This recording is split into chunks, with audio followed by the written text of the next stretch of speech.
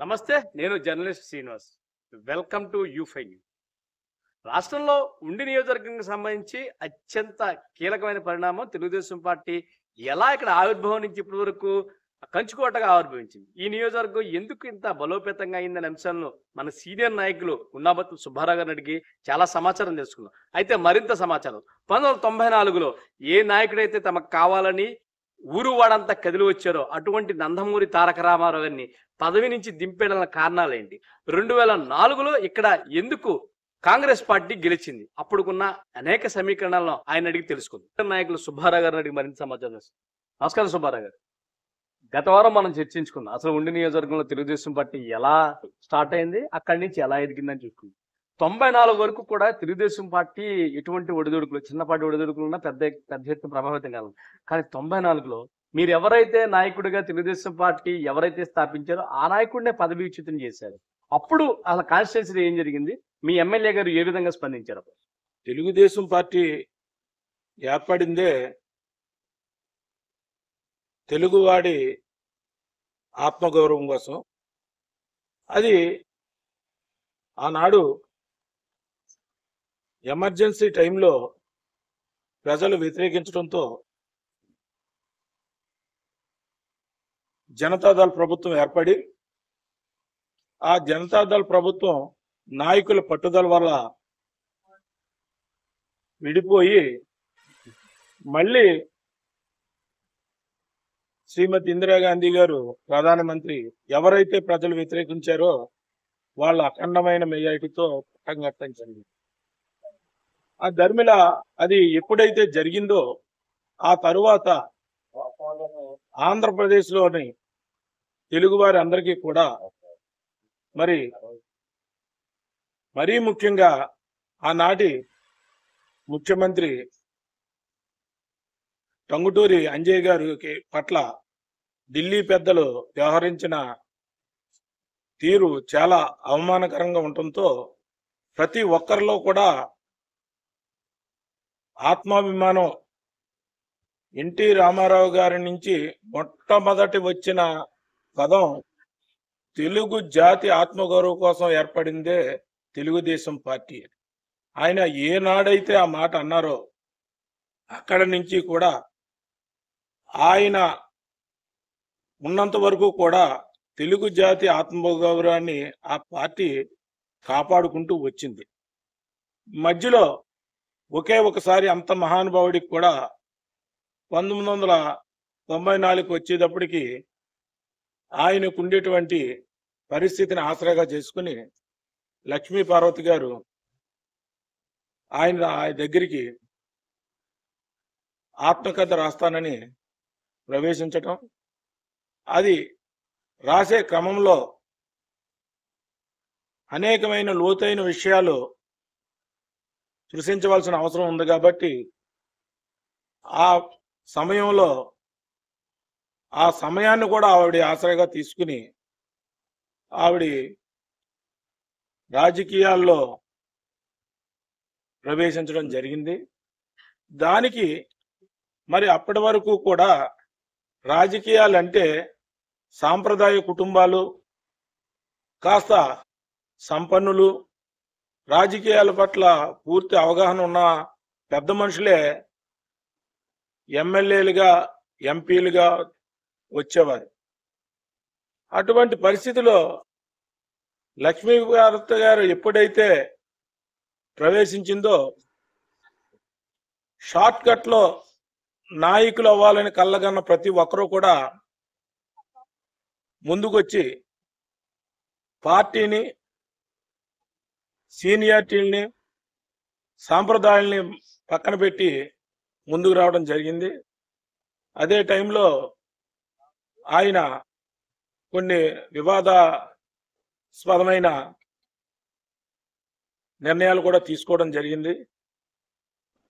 విశాఖపట్నం ప్రజల వద్దకు పాలన అనే కార్యక్రమానికి ఆయన బయలుదేరినప్పుడు అప్పుడు ఉండే 23 జిల్లాలకి డిసిసిబి, డిసిఎంఎస్ చైర్మన్ని ఏ ఎమ్మెల్యేలతో కూడా ఏ ఎంపీలతో కూడా సంప్రదించకుండా పార్టీ సీనియారిటీ అనేటువంటిది అసలు పరిగణలోకి తీసుకోకుండా ఏకపక్షంగా 23 జిల్లాల జడ్పీ చైర్మన్ని, ఎంఎస్ చైర్మన్ని, డిసిసిబి చైర్మన్ని ప్రకటించడం జరిగింది. అది పార్టీలో పెద్ద అగాధానికి నాంది పలికింది. అప్పుడు ఆ డిసిఎంఎస్ కానీ డిసిసిబి జిల్లా పరిషత్లో ప్రకటించిన వెంటనే పార్టీలో అసలు ఎటువంటి అంటే మీకు పార్టీకి అభద్రతా భావం ఏర్పడిందంటారా? అసలు అక్కడి నుంచి జరిగిన పరిణామాలు ఏంటండి? సాంప్రదాయాలన్నీ కనుమరుగైపోయినాయి. ఇప్పుడు రాజకీయాలకి సంబంధం లేని వ్యాపారాత్మకంగా తిరిగే మనుషులందరూ కూడా డబ్బుతో వచ్చి పార్టీని ఆక్రమించుకుంటానికి ప్రయత్నం చేశారు. అటువంటప్పుడు ఎన్టీఆర్తో అభిమానంతో, అంటే ఎటువంటి పదవులు ఆశించకుండా కేవలం ఈ పార్టీలో ఉంటేనే మనం ఏదో ఒక ప్రత్యేకమైన మనిషిగా గుర్తింపు పొందుతున్నాం, అటువంటి పార్టీ సర్వనాశనం అయిపోతుందనే బాధతో ఎన్టీఆర్ని వదలాలని ఎవరో అనుకోలేదు. కానీ తప్పనిసరి పరిస్థితిలో గతి లేక గత్యంతరం లేక ఆయన్ని వ్యతిరేకించడం జరిగింది. వ్యతిరేకించిన తర్వాత అంటే అతను పదవి నుంచి దింపేయడానికి వైస్రాయ్ హోటల్ పెద్ద ఎత్తున జరిగింది. అది ప్రపంచం మొత్తానికి తెలిసిన విషయం. అసలు దీని కరణకాలు ఏమేమి సమీకరణం జరిగింది? మీ ఎమ్మెల్యే గారితో మీరు అత్యంత సన్నిహితులుగా ఉంటారు. అప్పుడు ఆయన మీతో పంచుకున్న సంభాషణ ఏంటి? సడన్ గా ఆ రోజు ఇంత మీడియా లేదు, ఓన్లీ పత్రికలు వచ్చిన వార్తలకే ప్రాధాన్యత. కానీ ముందు చాలా జరిగినాయి. ఒక రాజీ మార్గంలో ఈనాడు గవర్నర్గా ఉన్న అశోక్ గజపతిరాజు గారు, మాధవరెడ్డి గారు, ఇటువంటి వాళ్ళందరూ కూడా, దేవేంద్ర గౌడ్ గారు, ఇటువంటి వాళ్ళందరూ కూడా రాజీ మార్గంలో ఇది విధానం కాదు, పార్టీలో ఇబ్బంది వస్తుంది, మీరు ఒకసారి పునరాలోచించండి అని కూడా అడగటం జరిగింది. మన జిల్లాకు చెందిన వారైతే మాత్రం కోటగిరి విద్యాధర్ గారు ఆ టీంలో వారు కూడా వెళ్ళటం జరిగింది.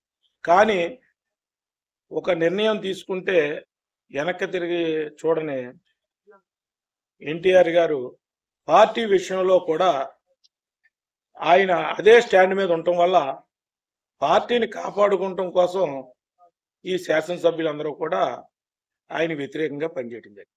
ఎన్టీఆర్ దింపేసాక అంటే ఆ రోజు జరిగిన పరిణామాలన్నీ కూడా పూర్తిగా మీరు చాలా దగ్గర నుంచి చూశారు. దింపేసేటప్పుడు మీ ఎమ్మెల్యే గారు కూడా ఎటు వర్గంలో ఉన్నారంటే అప్పుడు ఎన్టీఆర్కి అనుకూలంగా ఉన్నారా, చంద్రబాబు అనుకూలంగా ఉన్నారా? అది దింపేసిన తర్వాత జరిగిన రాజకీయ పరిణామాలు ఏంటి? అంటే ఆ రోజు మాత్రం బాధ అయినా సరే చంద్రబాబు నాయుడు గారి వెంట నడవలసిన పరిస్థితి వచ్చింది. వైస్రాయ్ హోటల్కి ముందుగానే అందరూ కూడా ప్రభాకర్ రెడ్డి గారు ఆయన ఆ వైస్రాయ్ హోటల్లో ఈ శాసనసభ్యులందరూ వెళ్ళటం జరిగింది. ఆ రోజు మేము హైదరాబాద్లో, అంటే ఎవరి కాల్లో 84లో నాదెండ్ల భాస్కర్ రావు గారు పదవి నుంచి దింపినప్పుడు వచ్చిన పరిస్థితి వేరు, 96లో చంద్రబాబు నాయుడు గారు ఈ శాసనసభ్యులతో కలిపి పార్టీని కాపాడుకుంటంలో జరిగిన ఎపిసోడ్ వేరు. ఎందుకోసం అంటే అప్పుడు హైదరాబాద్ పరిగెత్తికి వెళ్ళాం, ఇప్పుడు వెళ్ళేటప్పటికి ఎన్టీ రామారావు గారు, పరిటాల రవి, దేవినేని నెహ్రూ గారు వీళ్ళందరినీ తీసుకుని చైతన్య రథంలో ఆయన వైస్రాయ్ హోటల్కి లక్ష్మీ పార్వతి గారితో కలిసి రావడం, ఆయన ముఖ్యమంత్రి హోదాలోనే ఆ రోజు రావడం. అయితే అప్పటి వరకు దాని సారథిగా ఉన్న హరికృష్ణ గారు మొట్టమొదటిసారిగా ఆ చైతన్య రథంలో లేరు. అది కుటుంబ సభ్యులందరూ కూడా ప్రతి కుటుంబంలో ఉన్నవే అయినప్పటికీ వారు కలిసి ఉండటం ఒక ఎత్తు అయితే, పార్టీ పాడైపోతుంది, ఏమైనా కాపాడుకోవాలని ఎన్టీఆర్ అభిమానులు, తెలుగుదేశం పార్టీ కార్యకర్తలు భావించటం వల్ల అందరూ కోరుకునే మహానాయకుడిని బాధ అయినా సరే ఆ రోజున పదవీచ్యుతిని చేయటం జరిగింది. అది అందరికీ కూడా బాధ కలిగించే అంశం. 96 సంఘటన తర్వాత 99లో మరోసారి తెలుగుదేశం పార్టీ ప్రజల వద్దకు వచ్చింది. అప్పుడు ఎన్టీఆర్ కి సంబంధించిన అంశాలను ఏ అంశాలను ప్రజలు ఎందుకు గుర్తుపెట్టుకోలేదు? మళ్ళీ చంద్రబాబు నాయకత్వానికి బలపరుస్తూ ఓటేయడం జరిగింది. అఖండమైన మెజార్టీని ఇవ్వడం జరిగింది. అదే అసలు ఆ టైంలో అసలు ఎన్టీఆర్ ని నిజంగా మీ కార్యకర్తలు కానీ ప్రజలు కానీ దూరం చేయగలిగిందా? అంటే ఆ ఎన్టీఆర్ కి తెలుగుదేశం పార్టీ ద్రోహం చేసిందనే బాధ నుంచి బయటపడగలిగిందా తెలుగుదేశం పార్టీ? అప్పుడు ఉన్న పరిస్థితి తర్వాత రాను రాను లక్ష్మీపార్వతి గారి ప్రవర్తన పబ్లిక్ లోకి వచ్చేటప్పటికి, ఎందుకంటే ఎన్టీఆర్ ఒక మహానాయకుడు, మహోన్నతుడు అనేటువంటి ఆలోచనతో ఉన్నవాళ్ళే ఈ పార్టీలో ఉన్నవాళ్ళు. కానీ ఆ తర్వాత ఈ లక్ష్మీపార్వతి గారి పాత్ర వచ్చిన తర్వాత రోజు రోజుకి ఆయన పట్ల కార్యకర్తల్లో, ప్రజల్లో అనేటువంటిది ఏ పార్టీ వాళ్ళు ఆ పార్టీకి ఉంటారు. కానీ తెలుగుదేశం పార్టీలో వారు మాత్రం ఖచ్చితంగా ఒక విజనరీ వచ్చాడు, పార్టీని కాపాడుతున్నాడు. తప్పనిసరిగా ఈ పార్టీ చంద్రబాబు నాయుడు గారి వల్లే ఉంటుంది తప్ప రామారావు గారి చేతిలో ఏమీ లేదు అనేటువంటి అభిప్రాయం కార్యకర్తలు అందులో కలగటం వల్ల అప్పుడు 99లో చంద్రబాబు నాయుడు గారికి పట్టణం కట్టడం జరిగింది. ఒక కుటుంబంలో ఉన్నటువంటి తెలుగుదేశం పార్టీ నుంచి 1999 ఎన్నికలకు వచ్చేటప్పటికి ఆ కుటుంబం నుంచి ముగ్గురు రాజకీయంగా ఒక పక్కన లక్ష్మీపార్వతి తెలుగుదేశం ఎన్టీఆర్ బొమ్మ పెట్టుకుని ఆవిడ ఎన్నికలు చేశారు. మరో పక్కన నందమూరి హరికృష్ణ గారు అన్నా తెలుగుదేశం పార్టీ ఆయన ఒక పార్టీ పెట్టి ఆయన ఎన్నికల ప్రచారం చేశారు. ఒక పక్కన తెలుగుదేశం పార్టీ. ఈ 3 మ్యాండేట్లని ప్రజలు చంద్రబాబు వైపు మొగ్గు చూపేందుకు ఏ అంశాలు దోహదపడ్డాయి? మీరు అడిగిన అంశాలు రాష్ట్రం కంటే కూడా మా ఉండి నియోజకవర్గం మీద ఎక్కువ ప్రభావం చూపించింది. ఎందుకంటే లక్ష్మీపార్వతి గారితో అదే పెద్దపులేరు గ్రామానికి చెందిన సుచిత్ర కృష్ణరాజు గారు, కలిదిండి కృష్ణరాజు గారు అని సుచిత్ర కృష్ణరాజు గారు ఉన్నారు. ఆయన ఎంపీ అభ్యర్థిగా కూడా పోటీ చేశారు. ఆ తర్వాత అన్నా తెలుగుదేశం పార్టీ తరపున హరికృష్ణ గారు చంద్రబాబు నాయుడు గారిని విభేదించి ఆయన పార్టీ పెట్టడం జరిగింది. ఆ పార్టీ అభ్యర్థిగా 99లో ముత్యాల వెంకటేశ్వరరావు పోటీ చేయడం జరిగింది. మరి మా మహానాయకుడి యొక్క ఈనాటికి కూడా వారసుడిగా మేమంటూ గుర్తించుకునే జూనియర్ ఎన్టీఆర్ గారు సందర్భం వచ్చింది కాబట్టి చెబుతున్నాం. 1999లో ఎన్నికల ప్రచారానికి 82లో ఎన్టీ రామారావు గారు ఎలాగైతే వచ్చారో 99లో ఆయన ఎన్నికల ప్రచారానికి ఉండి వచ్చారు. ఆ వచ్చినప్పుడు ఆ రోజు మహాత్మా గాంధీ జన్మభూమి పార్కు ఈ రోజున ఆయన అబ్బారాజు గారు ఇచ్చారు కాబట్టి ఆయన చనిపోయిన తర్వాత ఆయన పేరు పెట్టడం జరిగింది. అక్కడ విజయశాంతి గారు బీజేపీతో ఉండి అలయన్స్తో ఉండటం వల్ల బీజేపీకి ఎన్నికల ప్రచారానికి ఆవిడ వచ్చి అక్కడే మీటింగ్ పెట్టింది. జూనియర్ ఎన్టీఆర్ గారు తాతగారి పోలికలు, హావభావాలన్నీ కూడా ఆయనలో కనిపించినాయి.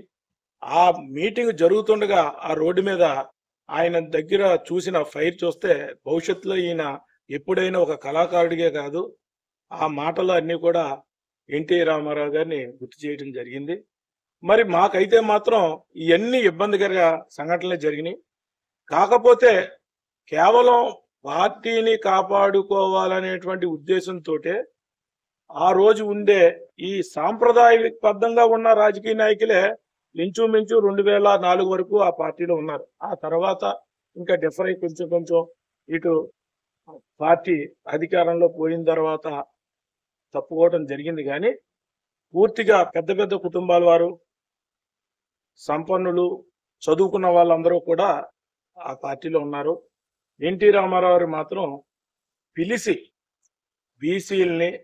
బీసీల్లో టాలెంట్ ఉన్న వాళ్ళందరూ కూడా ప్రోత్సహించి ఆయన నాయకులు చేశారు.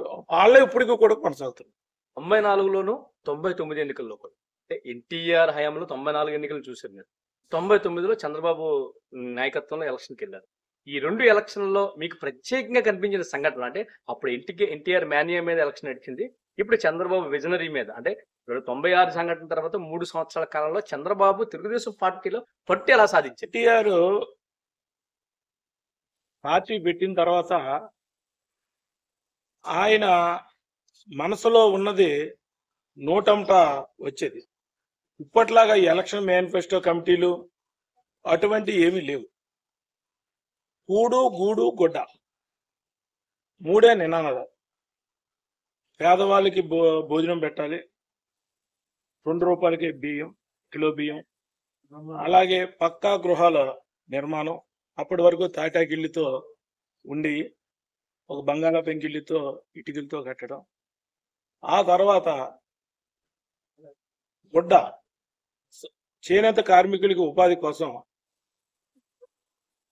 అప్పట్లో సహకార సంఘాలు బ్యాంకులన్నీ కూడా బలంగా ఉండేవి. వాటి ద్వారా ఒక కార్యకర్తనిచ్చి సగం ధరకే చీర దోవతి అనే కార్యక్రమం పెట్టి, పార్టీకి అంత గొప్ప నిధులేమీ లేవు, ఆ కార్యక్రమాల మీద అలా నడుపుకుంటూ ఆయన వచ్చారు. కానీ 99కి చంద్రబాబు నాయుడు గారి నాయకత్వంలోకి వచ్చేటప్పటికి ఎలక్షన్ మేనేజ్మెంట్, పోల్ మేనేజ్మెంట్లు, అలాగే జన్మభూమి, ఆ జన్మభూమి కమిటీలు జన్మభూమి ఉద్యమం కింద వచ్చింది, ప్రతి గ్రామాల్లో జరిగినాయి. అలాగే ప్రత్యేకించి ఆయన తీసుకునే నిర్ణయాలు కొన్ని అప్పటి వరకు ఉన్నటువంటి పాత వాసన కన్నా కొత్తగా ఉండటం వల్ల అందరూ కూడా ఆకర్షితులవుతూ, అలాగే రాజకీయాల్లో కూడా అప్పటి వరకు ఉన్న ఈ మనం ఎవరైతే సాంప్రదాయ రాజకీయాలు అనుకుంటున్నామో కాకుండా తటస్థుల్ని కూడా ఆయన ఆహ్వానించటం.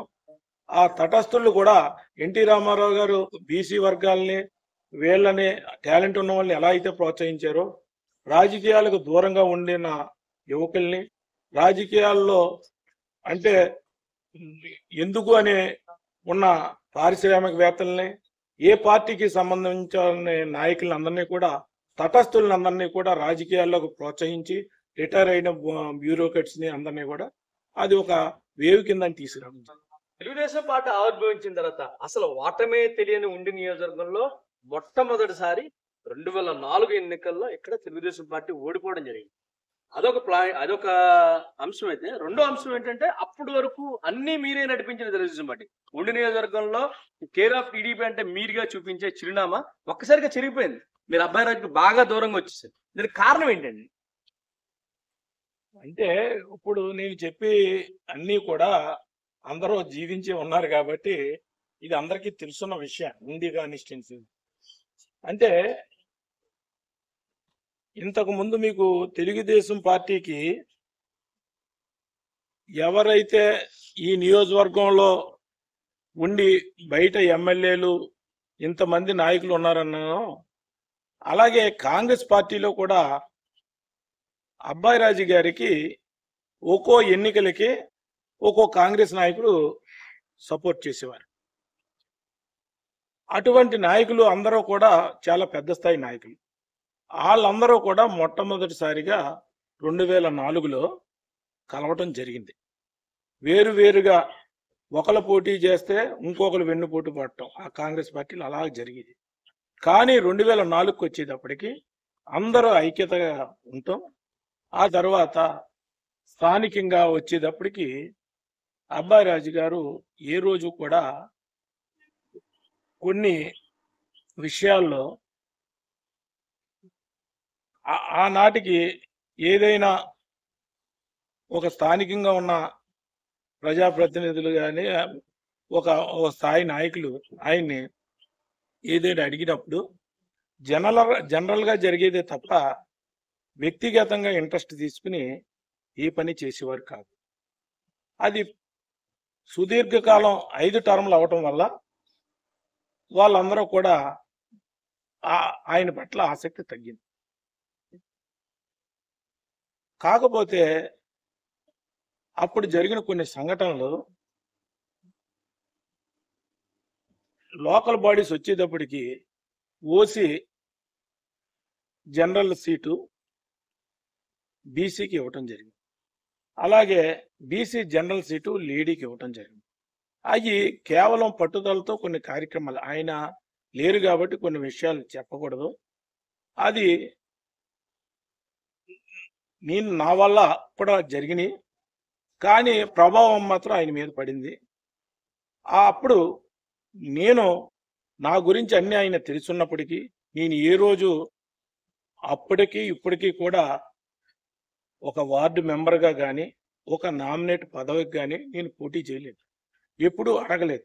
నన్ను ఇంతమంది నాయకులు నన్ను ఆదరించటానికి కారణం, ప్రధానమైన కారణం ఈ 46 సంవత్సరాల్లో ఎప్పుడూ కూడా ఏ నాయకుడిని నేను పదవి అడగలేదు, పని అడగలేదు. అందువల్ల అబ్బాయిరాజు గారు ఎన్ని ఇబ్బందులు వచ్చినా నన్ను కాపాడేవారు. అది ఆ ప్రభావం కూడా ఆయన మీద పడింది.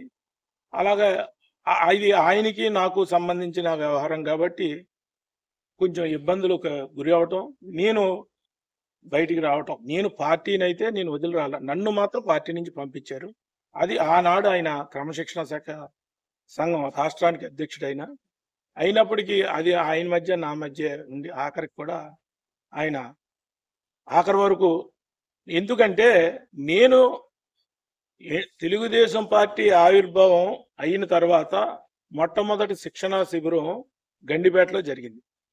ఆ గండిపేట నుంచి హైదరాబాద్లో ఉన్న బాబుగాని స్టేట్ దగ్గర ఉన్న ఆఫీస్ కానించి ఎన్టీఆర్ ట్రస్ట్ భవన్ వరకు అనేకమైన ఎన్టీ రామారావు మీద రాసిన పుస్తకాలు కానీ, చంద్రబాబు నాయుడు గారి మీద రాసిన, ఉమారెడ్డి వెంకటేశ్వరరావు గారు రాసిన పుస్తకాలు, అనేకమైన పుస్తకాలు ఇవన్నీ కూడా ఆ కార్యాలయాల్లో ఉండవు, కానీ మా దగ్గర అన్నీ కూడా ఉంటాయి. ఎందుకంటే పార్టీ ప్రధానం, ఇంకా రెండో పూర్తి టైం రాజకీయాల్లో ఉండటం వల్ల నేను అలా చేశాను. అయితే అబ్బాయిరాజు గారి ఓటమికి నేను తప్పనిసరి పరిస్థితిలో నన్ను పార్టీ నుంచి పంపడం వల్ల ఆ రోజున సర్రాజు గారి దగ్గర నన్ను నిజానికి పూర్తి టైం రాజకీయాల్లో ఉన్న నాకు ఆర్థిక పరిస్థితి కానీ లేదా సామాజిక పరిస్థితులు కానీ, ఎందుకంటే సామాజికంగా ఉన్న కులాన్ని కూడా వ్యతిరేకించేవాడిని, ఆర్థిక పరిస్థితి అంతంత మాత్రం. ఆ టైంలో నన్ను పార్టీ నుంచి పంపించినప్పుడు పాతపాటి సర్రాజు గారు నన్ను అన్ని రకాలుగా ఆదుకోవడం జరిగింది. ఇంకా ఆయనతోటే ఆయన వరకు కూడా ట్రావెల్ చేయండి. ఏదేమైనప్పటికీ మరికొంత సమాచారం, అబ్బారాయ్ తర్వాత ఉండి నాయకత్వాన్ని ఎవరు భుజస్కంధాలపై వేసుకున్నారు, ఏ అంశాలు ఉండి నాయకత్వాన్ని ప్రభావితం చేశాయి, ఉండిలో ప్రస్తుత పరిస్థితులు ఏంటనే అంశాలను మరొకసారి చెప్పే ప్రయత్నం చేస్తాం. అంతవరకు సెలవు, నమస్కారం.